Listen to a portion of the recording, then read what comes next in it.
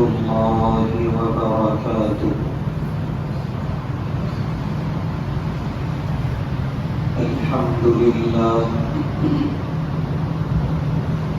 الحمد لله نحمده ونستعينه ونستغفره ونؤمن به ونتوكل عليه ونعوذ بالله من شرور أنفسنا ومن سيئات أعمالنا. من يهده الله فلا مضل له ومن يضلله فلا هادي له. ونشهد أن لا إله إلا الله وحده لا شريك له. ونشهد أن سيدنا ونبينا وحبيبنا ومولانا محمدا عبده ورسوله. أما بعد، قال الله تبارك وتعالى في القرآن الكريم: أعوذ بالله من الشيطان الرجيم. بسم الله الرحمن الرحيم. إنا نحن نزلنا الذكر وإنا له لحافظون. وقال تعالى في مقام آخر: ثم إن علينا بيانه. صدق الله العظيم.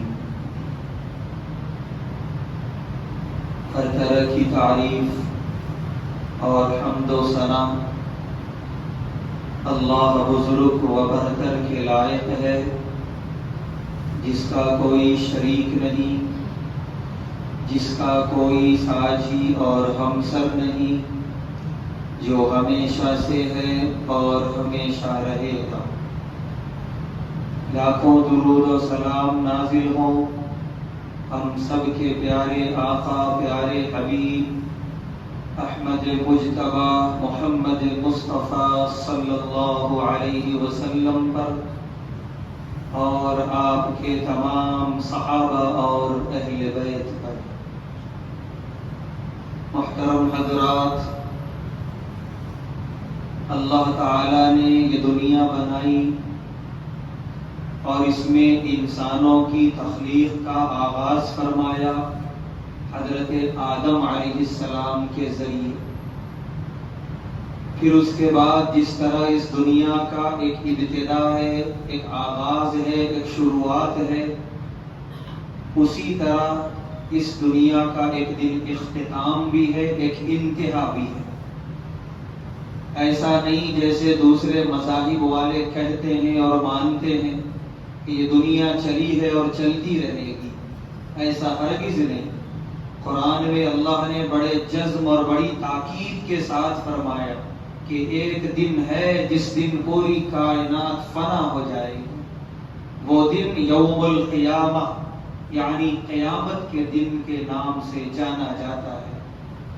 اس دن کا آنا بالکل یقینی، جتنا سورج نکلنے پر دن کا ہونا یقینی، اس سے زیادہ یقینی ہے کہ قیامت کا دن آئے گا اور آ کر رہے گا۔ لا ریب فی، لا شک فی، اس میں کوئی شک و شبے کی گنجائش نہیں ہے۔ ہاں، وہ کب آئے گا دن، وہ سال کون سا ہوگا، وہ ہمیں نہیں معلوم، وہ اللہ بہتر جانتے ہیں۔ لیکن ہمارے پیارے محبوب صلی اللہ علیہ وسلم نے بہت کچھ بتا دیا اس وقت کے آنے کے بارے میں کہ جب تم یہ چیزیں دیکھنے لگو تو سمجھ جانا کہ قیامت قریب ہے، پوری کائنات کے فنا ہونے کا وقت قریب آ رہا ہے۔ چنانچہ پیارے نبی صلی اللہ علیہ وسلم نے جو نشانیاں بتائیں، ان میں سے یہ نشانیاں بھی ہیں کہ جب تم دیکھو امانت میں خیانت ہونے لگے، جب امانتوں کا کوئی پاس و لحاظ نہ رہے، سمجھ جانا قیامت قریب ہے۔ آپ نے فرمایا کہ جب تم دیکھو ریاکاری عروج پر ہے، اللہ کے لیے خالص کام کرنے والے بہت کم نظر آتے ہیں، ریاکاریاں بہت ہیں، تو سمجھ جانا قیامت قریب ہے۔ اسی طرح آپ نے فرمایا کہ جب بے حیائی کا ماحول بنے پوری دنیا کے اندر، حیا کرنے والے بس بہت چند لوگ رہ جائیں، گنے چنے لوگ رہ جائیں، تو سمجھ جانا کہ قیامت قریب ہے۔ اسی طرح آپ نے فرمایا کہ جب تم دیکھنا کہ ان پڑھ جاہل قسم کے لوگ اور بد خلق بد اخلاق لوگ عہدوں پر فائز ہو رہے ہیں اور پڑھے لکھے مہذب لوگ عہدوں سے دور کیے جا رہے ہیں، تو سمجھ جانا قیامت قریب ہے۔ یہ ساری نشانیاں اور اس سے زیادہ بہت ساری نشانیاں پیارے نبی صلی اللہ علیہ وسلم نے بیان فرمائی، اور یہاں تک کہ آپ نے فرمایا کہ جب بالکل قیامت کا وقت قریب آ چکا ہوگا، اب قیامت برپا ہونے والی ہوگی، تو اس کی نشانی یہ ہوگی کہ پوری روئے زمین پر کوئی اللہ کا نام لینے والا نہ رہے گا، کوئی اللہ کا نام لینے والا نہ ہوگا۔ جب ساری دنیا فاسقوں سے، کافروں سے، مشرکوں سے، فاجروں سے بھر جائے گی، یہاں تک کہ ایک بندہ بھی نہ ہوگا اللہ کہنے والا، تو ایسے بدترین لوگوں پر اللہ تبارک و تعالی قیامت برپا فرمائے۔ تو پیارے نبی صلی اللہ علیہ وسلم کا یہ ارشاد جہاں قیامت کی نشانیاں بتا رہا ہے، وہیں یہ پیغام بھی دے رہا ہے کہ حالات بد سے بدتر اور بد سے بدتر ہوتے جائیں گے۔ یہ ہر دن جو ہمارے ذہن و دماغ میں یا ہماری آنکھوں کے سامنے یہ مناظر آتے ہیں کہ ہم نے کبھی سوچا نہ تھا حالات ایسے ہوں گے، ہم نے کبھی سوچا نہ تھا کہ انسان اتنا انسانیت سے گر جائے گا، ہم نے کبھی سوچا نہ تھا کہ ایسی بد اخلاقی آ جائے گی انسانوں کے اندر، یہ جو جملہ ہے ہم نے کبھی سوچا نہ تھا، یہ اور بھی بڑھے گا۔ نہ سوچے اور خلاف توقع واقعات کی کثرت ہوگی، یہاں تک کہ انسان نہیں رہے گا، بدترین جانوروں جیسا ہو جائے گا، تب جا کے اللہ تبارک و تعالی قیامت برپا فرمائیں گے۔ حدیث میں ہے کہ قیامت قائم ہوگی علی شرار الناس، بدترین لوگوں پر۔ ایسے میں ہماری ذمہ داری یہ بنتی ہے اولین کہ ہم ان بدترین لوگوں کی فہرست سے اپنے آپ کو بچائیں۔ قیامت کا آنا یقینی ہے، کوئی شک نہیں، قیامت کی نشانیوں کا پیدا ہونا ہے، ہو رہی ہے، کوئی شک نہیں، لیکن ان قیامت کی نشانیوں سے ہم اپنے آپ کو دور رکھیں، کیونکہ بدترین ہیں وہ لوگ جن کے اندر قیامت کی نشانیاں نمودار ہوتی ہیں، جو قیامت کی نشانیاں بنتے ہیں، بے حیا بن کر، کذاب بن کر، اسی طریقے سے خائن بن کر، اسی طریقے سے ظالم اور جابر بن کر، جو اس طرح کی صفات اپنے اندر پیدا کر رہے ہیں اور قیامت کی نشانی بن رہے ہیں، یہ انسانوں میں بدترین لوگ ہیں۔ ہماری اولین ذمہ داری یہ ہے کہ ہم اپنے آپ کو ان قیامت کی نشانیاں بننے والوں سے بچائیں اور دور رکھیں۔ دوسری ذمہ داری یہ ہے کہ جیسا کہ حدیث میں آیا، جب تک اللہ اور اللہ کے رسول صلی اللہ علیہ وسلم کا نام زندہ رہے گا، قیامت برپا نہیں ہوگی۔ نشانیاں آتی رہیں گی لیکن قیامت تو برپا نہیں ہو سکتی جب تک اللہ اور اللہ کے رسول صلی اللہ علیہ وسلم کا نام زندہ رہے گا۔ ہم ان لوگوں میں بنے کہ ہمیشہ ہماری زبان پہ قال اللہ اور قال الرسول کا ورد ہو، ہم نمازیں پڑھنے والے ہوں، ہم قرآن کریم کی تلاوت کرنے والے ہوں، ہم اللہ اور اللہ کے رسول صلی اللہ علیہ وسلم کے نام کو ذہن و دماغ میں بسانے والے ہوں، ان کی تعلیمات پر عمل کرنے والے ہوں۔ جتنا ہم ان چیزوں پر عمل پیرا ہوں گے اتنا ہم قیامت کے لیے چیلنج ثابت ہوں گے، اور قیامت برپا کرنے والی جو جماعتیں ہیں جو فاسقوں اور فاجروں کی، ان کے بدلے مقابل ہم ایک چیلنج بن کر کھڑے رہیں گے اور اللہ تبارک و تعالیٰ کی رحمتوں اور برکتوں کے مستحق ہوں گے۔ اس لیے یہ بات تو ہمیں خوب اچھی طرح یاد رہنی چاہیے کہ قیامت جوں قریب آئے گی، ابلیس اور ابلیس کے پورے ٹولے کا یہ کام ہوگا، اس کی یہ کوشش ہوگی کہ جتنا ہو سکے قال اللہ اور قال الرسول کا خاتمہ کیا جائے، نعوذ باللہ، اللہ اور اس کے رسول کے نام لیوائیں کم ہو جائیں، ختم نہ صحیح ان کی تعداد میں کمی آئے، ان کا رشتہ اپنے کلام الہی اور اپنے احادیث رسول سے ختم نہ صحیح کمزور ضرور ہو جائے، کم ضرور ہو جائے، اس بات کی پوری کوشش رہی ہے اور اس دور میں اور بڑی ہے۔ آنے والے دور میں اور زیادہ کوشش ہوگی اور زیادہ سازشیں ہوگی. ہم اس دوڑتی بھاگتی دنیا اور زندگی میں اس طرف بھی توجہ رکھیں کہ کہیں ہم کسی سازش کا شکار تو نہیں ہو رہے, کہیں ہماری زبان پہ اللہ اور کے رسول کا ذکر کم تو نہیں ہو گیا, کہیں ہمارا رابطہ اللہ اور اس کے رسول سے کمزور سا تو نہیں ہو جا رہا, کہیں قرآن کریم سے ہمارا تعلق کچھ رسمی سا تو نہیں ہو گیا. اگر ہو رہا ہے معاف کرے اللہ, ہم بالکل قیامت کی نشانیاں بننے والوں کی فہرست میں داخل ہو رہے ہیں. اپنے آپ کو ان سے بچانے کی کوشش کریں. یہ تو ایک عمومی بات تھی, لیکن خصوصی طور پہ یہ بات کہی جا سکتی ہے کہ اگر کچھ مقامات, کچھ ادارے جو 24 گھنٹہ اللہ اور اس کے رسول کے نام لینے کی ذمہ داری لے رکھے ہیں, تو اس میں کوئی شک نہیں وہ مدارس اسلامیہ ہیں, جہاں 24 گھنٹے اللہ اور اس کے رسول کے نام کی تسبیح پڑھی جاتی ہے. کبھی قرآن کریم کی تلاوت ہے, تو کبھی سیرت کی کتابوں کا مطالعہ ہے, تو کبھی قرآن کریم کے ترجمے ہیں, کبھی اس کی تفسیر ہے. الغرض یہ پورا جو علم ہے, علم وحی, اس میں وہ لبریز ہوتے ہیں اور اس میں وہ ڈوبے ہوئے ہوتے ہیں مدارس اسلامیہ میں پڑھنے والے طلبہ. اس میں کوئی شک و شبہ کی گنجائش نہیں ہے. اس لیے یہ کہا جائے تو غلط نہ ہوگا, جب تک مدارس اسلامیہ ہیں تب تک انشاءاللہ قیامت تو نہیں آ سکتی.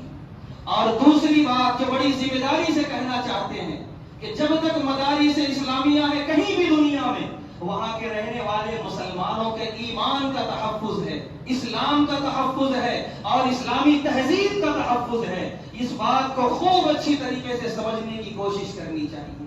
ورنہ کیا ہے کہ ٹوٹی پھوٹی کٹیوں کے اندر, جھوپڑیوں کے اندر, معمولی سی حسیروں اور چٹائیوں پر بیٹھ کر یہ یتیم طلبہ, یہ بے کس و نادار اور بے بس طلبہ کہ جن کو کہا جائے سب سے پچھڑے ہوئے یہ لوگ, بیٹھ کر صبح و شام قال اللہ قال رسول کہہ رہے ہیں. کیا ضرورت پڑی ہے وقت کے بڑے بڑے عہدیداروں کو ان کی تحقیق کرنے کی؟ کیا ضرورت پڑی ہے ان کی تفتیش کرنے کی؟ بس بات یہی ہے کہ یہ بہت معمولی ہیں لیکن کام بہت مضبوط کر رہے ہیں. یہ ہے تو ایمان کا تحفظ ہے, یہ ہے تو اسلام کا تحفظ ہے, یہ ہے تو پوری اسلامی اقدار اور اسلامی تہذیبوں کا تحفظ ہے. یہ نہیں کہی جا رہی ہے بات کہ اس کے علاوہ کوئی ایمان کا تحفظ نہیں کر رہا, ہرگز نہیں. بہت ہیں اس ایمان کے تحفظ کرنے والے, اسلام کی حفاظت کرنے والے بہت ہیں ادارے, بہت محنتیں ہو رہی ہیں اور سب کو سلام ہے ان کی محنتوں کو, سب کے لیے دعا ہے. لیکن بالخصوص جنہوں نے اپنی پوری زندگی وقف کی ہے, جنہوں نے لگا دیا ہے اپنے آپ کو پورے طور پہ, جن معصوموں نے, جن یتیموں نے, جن بے بسوں نے, یقیناً ان کے مقابل تو کوئی نہیں آ سکتا. اس لیے یہ لوگ ہمیشہ سے رہے ہیں نظروں میں اور ہمیشہ رہیں گے. کیا بات ہے کہ اسپین کی سرزمین پہ, اندلس کی سرزمین پہ 800 سال ہم نے حکومت کی, کیسا بے دخل کر دیا گیا ہمیں. کون سا ایسا قلعہ تھا جو ہم نے وہاں نہیں بنایا تھا؟ آج بھی القلعۃ الحمراء پوری دنیا میں اس کی مثال نہیں ہے. وہ خوبصورتی, وہ مضبوطی اور وہ عجوبہ پوری دنیا میں کوئی ایسا قلعہ نہ بنایا جا سکتا ہے. وہ قلعہ نہیں بچا سکا. مسلمانوں کو بے دخل کر دیا گیا, بے دریغ وہاں سے نکال دیا گیا. نہ قلعے بچاتے ہیں, نہ محل بچاتے ہیں, نہ اونچے مینار بچاتے ہیں, نہ بچا سکیں گے. بچانے والی اگر کوئی چیز ہے قرآن و حدیث کی تعلیمات, قرآن و حدیث پر عمل پیرا, قرآن و حدیث کے واسطے سے ایمان و اسلام کی حفاظت کرنے والی جماعت. جب تک یہ مدارس اسلامیہ ہے, لے لو تم قلعے, لے لو تم یہ حویلیاں, ہمیں اس سے کوئی مطلب نہیں. لیکن جب تک یہ قلعے ہیں انشاءاللہ ہمارے ایمان کو تم ہلا نہیں سکتے, متزلزل نہیں کر سکتے. یہ ساری دنیا کی تاریخ ہمارے سامنے گواہی کے طور پہ کھڑی ہے, قائم ہے. ہم دیکھ سکتے ہیں کہ مدارس اسلامیہ ہی ہیں کہ جن کی وجہ سے آسان نہیں ہے مسلمانوں کے ایمان کا سودا کرنا, ان سے اسلام کا سودا کرنا. جب تک مدارس زندہ ہیں, مساجد کے منبر و محراب زندہ ہیں, جب تک مدارس زندہ ہیں, قرآن کریم کی تفسیر اور معانی زندہ ہے, جب تک مدارس زندہ ہیں تب تک احادیث کی تشریح زندہ ہے, جب تک مدارس زندہ ہے تب تک پورا اسلام کی خدمت زندہ ہے. اور جب تک اسلام کی خدمت زندہ ہے تم ہزار سازش کر لینا, اسلام کا انشاءاللہ کچھ نہیں بگاڑ سکتے. ایمان اتنا آسانی سے تم متزلزل نہیں کر سکتے. اس لیے یہ بات خوب اچھی طرح ہمیں سمجھنے کی ہے کہ جہاں ہمیں اپنے پردے کی حفاظت کرنا یہ سمجھ میں آیا, جہاں ہمیں یہ سمجھ میں آیا کہ ہمیں اپنے مساجد کی حفاظت کرنی ہے, ہمیں اپنے عیدگاہوں کی حفاظت کرنی ہے، وہیں ہمیں اپنے اسلامی تعلیمات کے مراکز جو مکاتب ہیں مساجد کے اندر، جو مدارس عربیہ ہیں، ان کی بھی حفاظت کرنی، یہ ہم سب کی ایمانی اور اولین ذمہ داری ہے۔ اگر قرآن کی آیات کی روشنی میں ہم سمجھنے کی کوشش کریں کہ یہ لوگ جو قرآن و حدیث پڑھتے پڑھاتے ہیں یہ کون ہیں، ان کا کیا مقام و مرتبہ ہے، ویسے تو بہت ساری آیات ہیں قرآن میں نے 2 آیتیں پڑھی ہیں، ایک سورہ حجر کی، ایک سورہ قیامہ کی۔ اللہ نے سورہ حجر میں فرمایا اِنَّا نَحْنُ نَزَّلْنَا الذِّكْرَ وَإِنَّا لَهُ لَحَافِظُونَ، ہم ہی نے قرآن کو نازل کیا اور ہم ہی ہیں اس کی حفاظت کرنے والے۔ سورہ قیامہ میں اللہ نے فرمایا ثُمَّ إِنَّ عَلَيْنَا بَيَانَهُ، اس پورے قرآن کا بیان یعنی اس کی تفسیر، اس کی وضاحت یہ ہمارے ذمے ہے۔ قرآن کے الفاظ کی پوری حفاظت، اس کے معنی اور مطالب کی حفاظت اور سمجھانا، یہ سارے کام اللہ نے اپنے ذمے لیے۔ اب یہاں پر غور کرنا ہے کہ اللہ، ویسے تو پوری کائنات اللہ چلا رہے ہیں، لیکن خاص طور سے اللہ جب کسی کام کو اپنی طرف منسوب کرتے ہیں، جیسے کہتے ہیں اِنَّا نُحْيِي وَنُمِيتُ، ہم ہی ہیں زندگی دینے والے، ہم ہی ہیں موت دینے والے۔ اسی طرح فرماتے ہیں اِنَّ رَبَّكَ يَبْسُطُ الرِّزْقَ لِمَن يَشَاءُ وَيَقْدِرُ، کہ تمہارا رب ہی ہے جو رزق میں کشادگی کرتا ہے یا رزق میں تنگی کرتا ہے، یعنی رزق دینے والی ذات بھی اللہ تبارک و تعالیٰ کی ہے۔ اور اسی طرح قیامت کے بارے میں اللہ نے فرمایا قیامت ہم برپا کریں گے، حساب و کتاب ہم لیں گے۔ جب بھی اللہ ہم کا لفظ استعمال کرتے ہیں تو اس کام کے لیے اللہ کسی بڑے فرشتے کا انتخاب کرتے ہیں، کیونکہ اللہ عرش سے خود نیچے نہیں آئیں گے اس کام کے کرنے کے لیے، یہ اللہ کی شان کے خلاف ہے۔ وہ کام اللہ فرشتوں سے لیتے ہیں۔ اللہ نے کہا ہم ہیں زندگی اور موت دینے والے۔ اللہ نے یہ کام سپرد کیا حضرت عزرائیل علیہ السلام اور دیگر فرشتوں کے، کہ تمہاری ذمہ داری ہے کہ روح قبض کرنا۔ اللہ نے فرمایا ہمارے اوپر ہے رزق کی ذمہ داری، ہم ہیں سب کو رزق دینے والے۔ یہ ذمہ داری اللہ تعالیٰ نے سپرد کی حضرت میکائیل علیہ السلام کے، کہ سارے یہ رزق کی جو تقسیم ہے بارش کے ذریعے اللہ نے یہ ان کے حوالے کی۔ اسی طرح اللہ تعالیٰ نے فرمایا ہم ہیں قیامت برپا کرنے والے، اور اس کے بعد کی ساری جو ذمہ داریاں ہیں وہ سب ہم قائم کریں گے۔ اور یہ ذمہ داری اللہ نے عطا فرمائی حضرت اسرافیل علیہ السلام کو سور پھونکنے کی، اور اس کے بعد دیگر تمام فرشتوں کو جو قبر سے اٹھا کے لے جا کر میدان حشر میں پہنچائیں گے انسانوں کو۔ اس طرح کی ساری ذمہ داریاں اللہ تبارک و تعالیٰ نے فرشتوں میں تقسیم فرمائی۔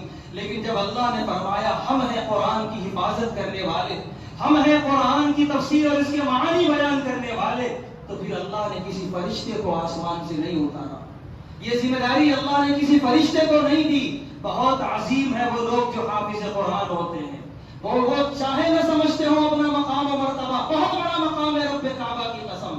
جو آسمان پہ اللہ جو ذمہ داریاں فرشتوں کو دیے ہیں، زمین پہ وہ ذمہ داری اللہ نے ان حفاظ اور ان علماء کو دی ہے۔ کوئی معمولی بات نہیں ہے کہ آسمان پہ اللہ نے جب کہا یہ کام میں کرنے والا ہوں، فرشتوں کو دے دیا کہ یہ تمہارے کام ہے، تمہارا کرنا میرا کرنا ہے۔ زمین پہ اللہ تعالیٰ نے حافظوں کو چنا اور ان کے ذریعے قرآن کی حفاظت کروائی، ان کے سینے میں قرآن محفوظ کیا، اور یوں کہا گویا کہ یہ تمہارے سینوں میں قرآن محفوظ کرنا، یہ دراصل یہ میری حفاظت کرنا ہے۔ اسی لیے علماء نے لکھا حافظ قرآن اللہ کا نائب اور اللہ کا خلیفہ ہوتا ہے روئے زمین کے اوپر۔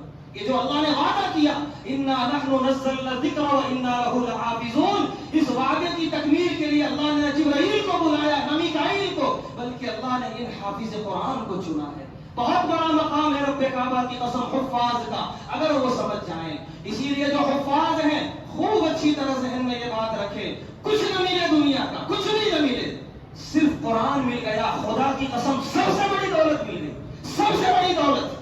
جس کو محل ملا، جس کو قلعے ملے، جس کو گاڑیاں ملی، آخری سانس گئی وہ سب گئے، ختم، سیدھے جا کے لٹا دیا جائے گا قبر کے اندر۔ اور خوشخبری ہے حفاظ ہے حافظ ہو تمہارے لیے، قرآن تمہارے ساتھ قبر میں رہے گا، میدان حشر میں قرآن تمہارے ساتھ رفیق بن کے آئے گا۔ اور اس سے آگے اور کیا کہا جائے؟ پیارے نبی صلی اللہ علیہ وسلم نے فرمایا کل میدان آخرت میں جب حساب و کتاب کا مرحلہ ہوگا، ایک عجیب سناٹا، کروڑ بلکہ اربوں کی تعداد میں پورے انسان اور جنات ہوں گے میدان حشر میں۔ ایک سناٹا جب اللہ جلوہ افروز ہوں گے حساب و کتاب کے لیے۔ فرشتوں کا یہ عالم سورہ نبا میں اللہ نے فرمایا کہ اپنے پر نہیں ہلا سکیں گے فرشتے، اتنا روب، اتنا ڈر، اتنا خوف اللہ کا، ایک سناٹا ہوگا۔ ویسے میں قرآن کریم نہ صرف بولے گا بلکہ لڑے گا اللہ تعالیٰ سے کہ یہ حافظ قرآن مجھے پڑھتا تھا، میری تلاوت کرتا تھا، میرے اوپر عمل کرتا تھا، اسے میں جنت میں لے جا کے رہوں گا. وہ رب سے لڑے گا اور لڑ کے جنت میں پہنچا کے آئے گا.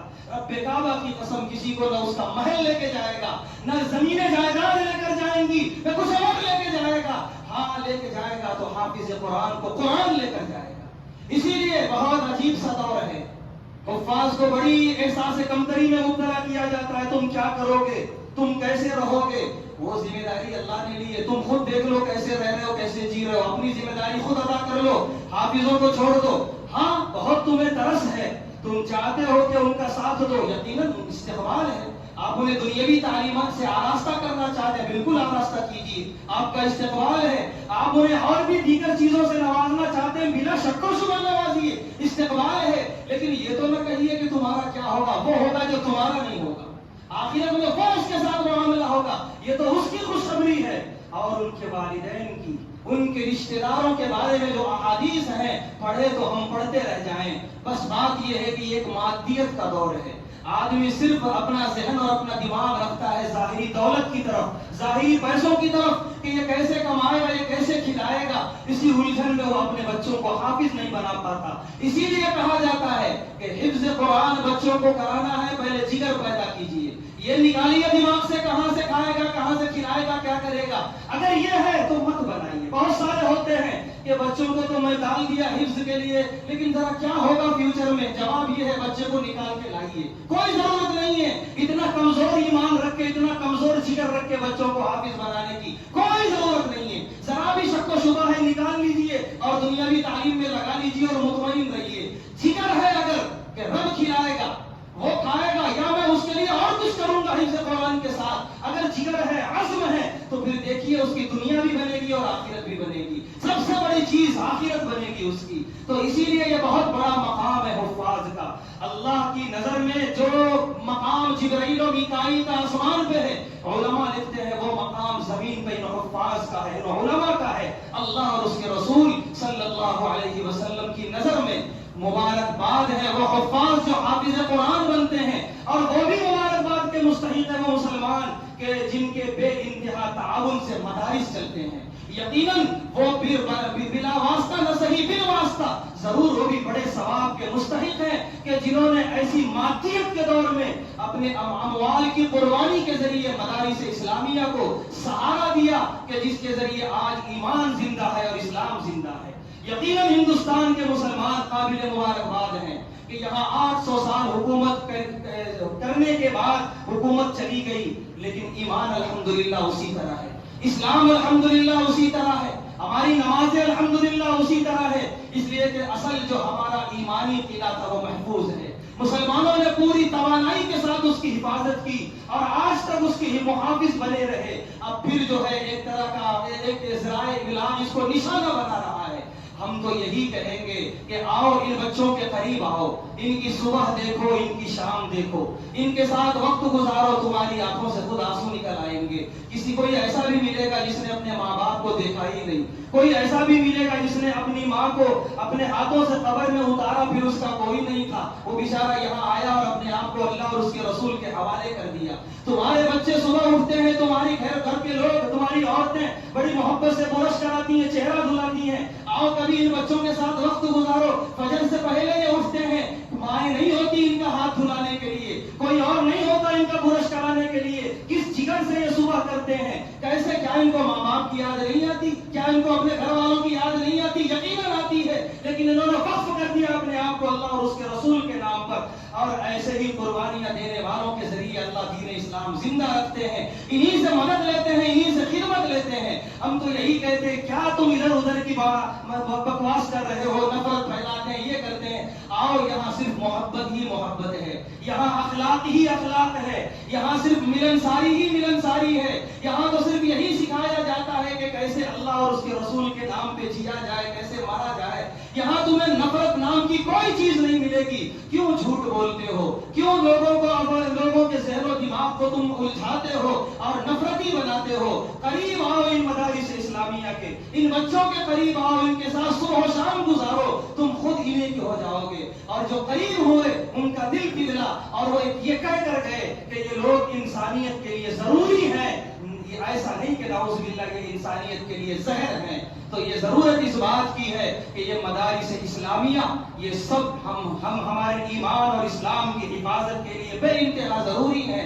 جیسا ہم نے آج تک حفاظت کی، وقت آیا ہے کہ اس میں ہم اور زیادہ توانائی کا مظاہرہ کریں اور کندھے سے کندھے ملا کر کھڑے ہوں کہ جس طرح تمام مذاہب کے پاٹھشالاؤں کی اجازت ہے وہ اپنے طور پر مذہبی تعلیمات دے سکتی ہیں، اس طرح ہمارے مذہبی یہ مدارس بھی پوری اختیار کے ساتھ چلیں گے. اس پر کوئی زور و زبردستی نہیں ہوگی اور اس پر کسی کا تسلط نہیں ہوگا. یہ ذہن بنائیں اور کندھے سے کندھے ملا کے اس کے لیے کھڑے رہیں. ان کی حفاظت اپنے آنے والے نسلوں کی حفاظت ہے، اپنے ایمان کی حفاظت ہے، اپنے اسلام کی حفاظت ہے، اپنے قرآن و حدیث کی تعلیمات کی حفاظت ہے. اللہ تبارک و تعالیٰ سے دعا ہے اللہ تبارک و تعالیٰ تمام مدارس اسلامیہ، مکاتب اسلامیہ اور تمام اسلامی تنظیموں کی حفاظت فرمائے اور ان سے خوب دین اسلام کی خدمت لینے کی توفیق عطا فرمائے.